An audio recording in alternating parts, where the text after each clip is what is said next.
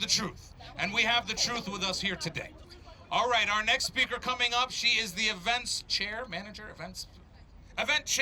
of some of the most important work has been done by students on campuses throughout the country, and especially the Students for Justice for Palestine chapters throughout the country. So please help me welcome our sister from the Students for Justice Palestine at the University of Delaware, Miriam Girjas. Assalamu alaikum! My name is Mira, and I am the event chair of SJP. We gather here today with heavy hearts and a solemn purpose. The violence and loss of innocent life in Palestine must end. As young people of conscience, we can no longer stay silent while children and families suffer. The scenes from Gaza shake us to our core. The numbers of dead and wounded continue to rise while medical supplies dwindle. Homes and stores, schools and hospitals, mosques and churches, a culture filled with deep-rooted history, lie in ruins from bombing. The only sound more deafening is the silence of the spectating world. Are we all just supposed to watch? Will anyone intervene? The violence continues to escalate, so we ask you, what will be your next act? Enough is enough. That's right. The time for the charade of empty promises of peace has passed. We demand an immediate ceasefire in Gaza now. Ceasefire now! Ceasefire now! Ceasefire now! Ceasefire now! Ceasefire now! The bombing and blockade of this captive population must end. We speak as one today. No more innocent life should be lost. This year, SJP started off with 2 students struggling to keep the club open. Now, we have 100 students strong as we stand for free Palestine. Some students in this crowd today, please give them a happy applause. Thank you. 100 strong and growing by the day, students from every walk of life are united by the cause. We know the power of our free speech, and we speak for the people who are silenced and the world cannot seem to hear.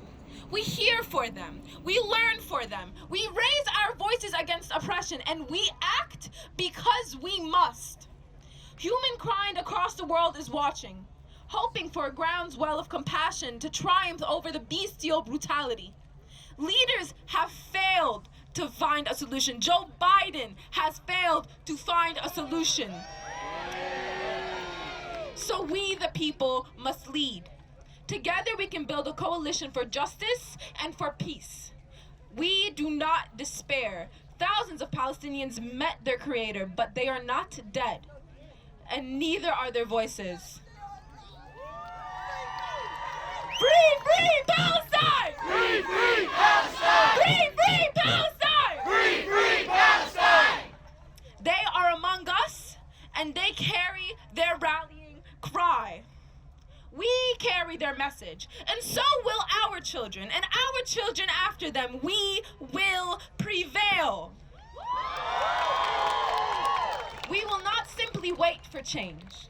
We will be the change. The present calls on each of us to take a stand wherever we are, using our voices to demand, stop the bombing of Gaza now. Let humanity prevail over hostility. No more innocent lives should, and no more innocent life will be lost if we stand for peace and for justice. Friends, the eyes of the world are on Palestine. The voices of the oppressed call out for relief. As brothers and sisters in the human family, we cannot ignore their pleas. Let our rallying cry echo near and far. End the violence and loss of life now. Justice and peace for the innocent. This is not a negotiation. This is a demand. It is either us or us. From the river to the sea. From the river to the sea. Palestine will be free. Palestine will be free. From the river to the sea. From the river to the sea. Palestine will be free. Palestine will be free. Oh man. speaker coming to the stage, she was formerly the Director of Religious Life at the Hillel at the University of Delaware. Please help me welcome our sister Hope Moser. Former president, sorry. Okay, loud and close. As you've heard everyone else say, we all know why we're here today. We've all seen the horrors being enacted upon the Palestinian people by Israel. The indiscriminate carpet bombing of civilian areas in Gaza, the use of white phosphorus, the starvation of Gazans, and the unlawful arrests and brutalization of those in the West Bank. And we are rightfully angry, heartbroken, and overall devastated about it. When figuring out what I was going to say today, I was hesitant to center myself, a white American Jew, in this discussion, but I was encouraged to speak about my personal experiences, so here we go. I was raised Jewish and attended synagogue regularly, hearing prayers for peace, rhetoric about how all humans are B'Tselem Elohim, or made in God's image, and how we are to love thy neighbor as thyself, or as Hillel interpreted it, what is hateful to you, do not do to your neighbor, and continues to say, that is the entire Torah. The rest is just commentary. We also regularly prayed for the state of Israel. I did not realize until I was much older the acts that went into the creation and maintenance of the state of Israel as a Jewish state, and how fundamentally incompatible Israel's treatment of the Palestinians is with loving thy neighbor, a core tenet of the Torah. That's right! In college, I became an active member of Hillel at the University of Delaware. I received free Israel merch. There were massive parties for Israeli Independence Day. There were Israel-themed dinners, and there was Birthright. In 2017, I was 20 years old, and I went on Birthright, a free trip to Israel for young Jews in the diaspora. I admittedly went on this trip knowing very little about Israel, Palestine, their history, or their modern-day situation. All I knew was that I had been told my entire life that Israel was the homeland of the Jews, and that I somehow had this birthright to be able to go there for a free 10-day trip. Upon our arrival, we were greeted by our tour guide, our Israeli soldiers who would be spending the trip with us, and our armed security guard who would traveling with you all be traveling with us for the next 10 days. Having an armed security guard traveling with you 24/7 makes you feel as if you are in danger, and it soon became clear who we were supposed to be afraid of when we went for a tour of the border wall surrounding the West Bank, where nearly 3 million Palestinians reside. We watched Palestinians who held special permits go through intensive checkpoints run by armed members of the Israeli military, as we were told by our guides that this was the only way to keep Israel safe. Next on our itinerary was a stop at the Wailing Wall, and our entire group took photos, with our tour guide making sure that we had Jerusalem's most recognizable landmark centered as the focal point of the background. The landmark in question is the Dome of the Rock, a shrine at the center of Al-Aqsa Mosque, and it is absolutely beautiful, yet our tour guides gave us no information about it. If they had given us information about it, they might have told us that it's the world's oldest standing Islamic structure, and that the vast majority of Muslims within the border of the country are unable to worship there since they are Palestinians. Since they are Palestinians who are restricted to the West Bank and Gaza. But that wouldn't have fulfilled the goal of the Birthright trip, to show us young Jews the wonders of Israel, to convince us that this is our rightful homeland, and to invite us to move there into the homes of displaced Palestinians. I'll admit that during my Birthright trip, and for a short period after returning home, I was infatuated with the land of Israel. It was a beautiful land, and it is filled with people of my own culture, which as a Jew is a rarity elsewhere in the world. But after the initial feelings of awe wore off, something just wasn't sitting right with me. The border wall. It was 2017, and in the US, Trump had been talking incessantly about building the wall, and my peers and I were so vehemently against the idea, so why would we just accept that it is a necessity in Israel? So I did more research, and I began to learn about the Palestinian people. I learned about the Nakba, in which 75% of Palestinians were displaced by Zionists. I looked at maps of Palestinian territory shrinking over and over and over again through the years. I read about the limited rights of Palestinians who are living in the West, who are legal Israeli citizens living in Jerusalem, and the lack of rights given to Palestinians living in the West Bank and Gaza. And I was disgusted with myself. How had I been so blind to what had been necessary to create this Jewish state? Why would my people, who have been persecuted again and again throughout history, feel that it was okay to murder and displace any other people into encampments to take away their freedoms? Why do I, an American Jew whose family has lived in the U.S. since the early 1900s and whose family came from Europe, have the birthright to move to this land and gain full citizenship, while those whose family lines have been living there for hundreds or thousands of years have the birthright of being forced out of their family homes, the birthright of being treated like animals, the birthright of watching their families imprisoned and killed by the Israeli military and police? This was not the Judaism I know and love, not the Judaism where we love our neighbors like ourselves and put justice and peace at the forefront of our existence. In my time at Hillel, I participated in a yearly ritual for Holocaust Remembrance Day called 6 for 6, where we would stand outside with a microphone in the middle of campus and spend 6 hours taking shifts to read some of the names of the 6 million Jews who were killed during the Holocaust. I don't have 6 hours to read names here, but I'd like to take just a few brief moments to read some of the names of those who have been killed by the Israeli military in the last 36 days.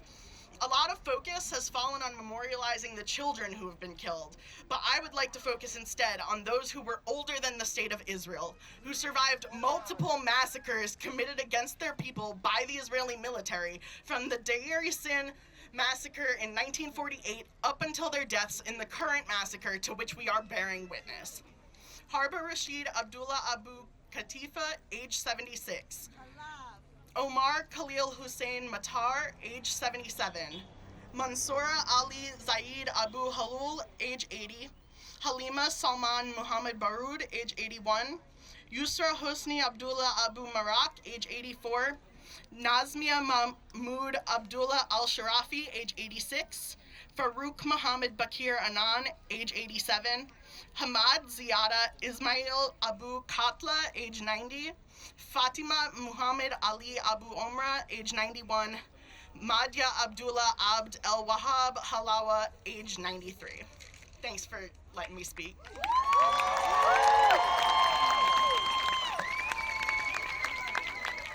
Thank you, Hope. You know, it sounds like Hope is saying that sometimes when they talk about Palestine and Israel, they lie. It sounds like they don't always tell us the truth. A couple weeks ago, they bombed a hospital, a Christian hospital, and they said that we did it. But do we believe them? No. Do we believe them? No. Do we believe them? No. They lied to us. They lied. They lied about Shireen Abu Akleh for a whole year. They said they didn't do it before they said they did it. They lied when they said they didn't drop white phosphorus on the people of Gaza, then we learned that they did. They lied when they said people can travel to the south and they'll be safe, and then they bombed them. They lied about Iraq. 1 million people died for that lie.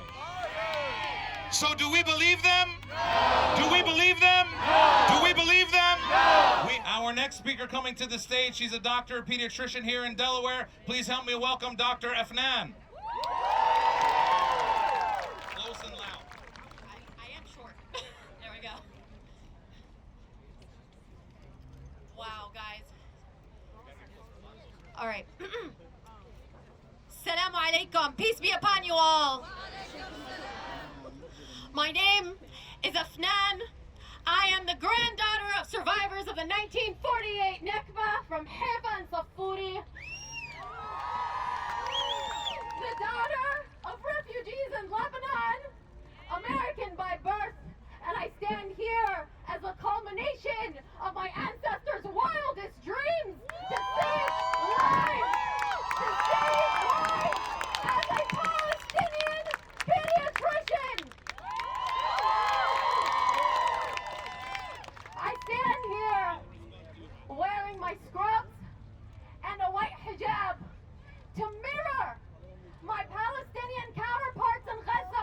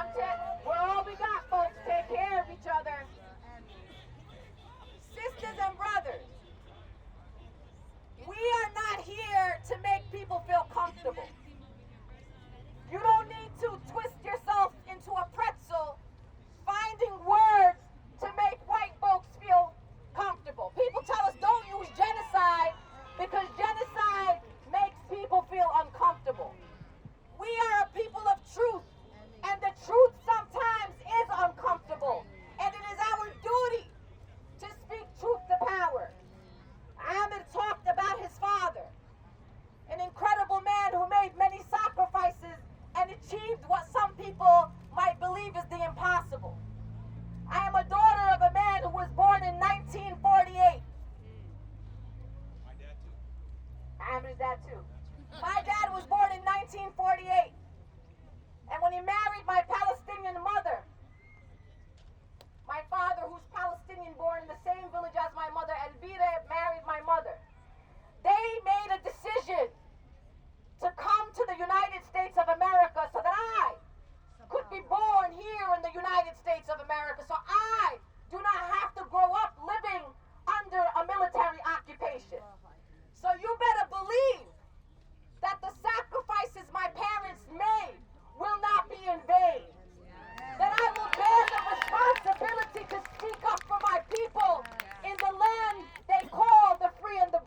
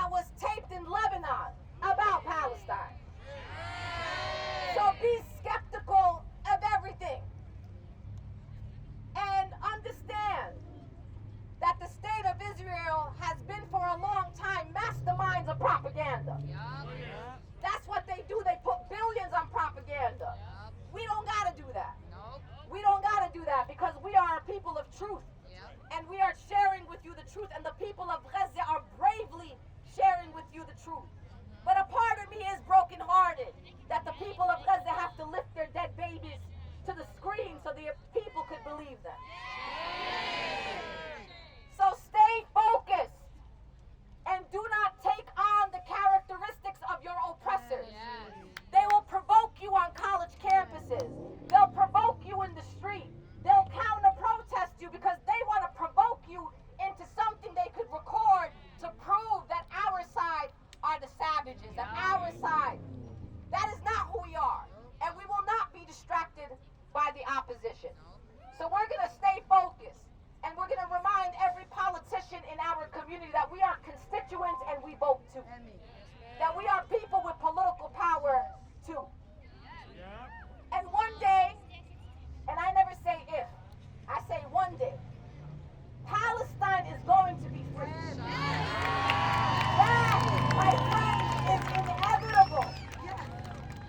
And I can't wait for the day in our lifetime when it is free, when Muslims and Christians and Jews and young people and our mothers and grandmothers, together all of us as Americans can go back to the real Holy Land. The one before 1948 where Muslims, Jews, and Christians live in coexistence. Sisters and brothers, don't lecture Palestinians about peace.